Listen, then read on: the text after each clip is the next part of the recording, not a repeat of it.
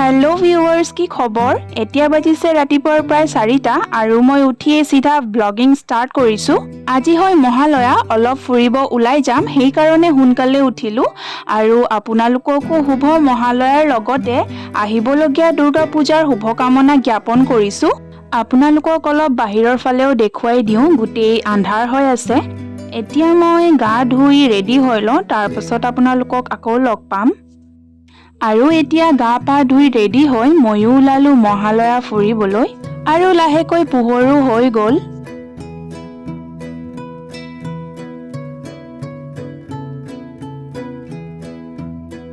আৰু এতিয়া ডিগবৈ ষ্টেচন পাইছোহি। বহুত বছৰৰ পাছত আজি মহালয়া ফুৰিব ওলাইছিলো। ইমান মানুহ হ'ব বুলি মই ভবাই নাছিলো।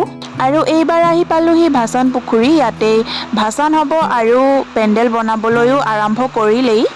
সকলোৱে ইমান ধুনীয়াকৈ সাজি কাচি ওলাই আহিছে। মহালয়া নিচিনা লগাই নাই, দুৰ্গা পূজা ফুৰিবলৈ যোৱা নিচিনাহে লাগিছে। তাতে ভিৰো ইমান হৈছে ন।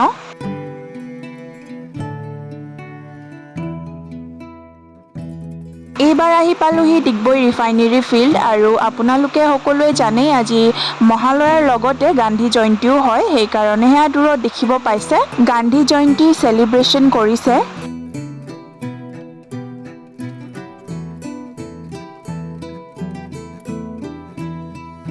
আৰু এয়া হৈছে ডিগবৈ ৰামলীলা ফিল্ড।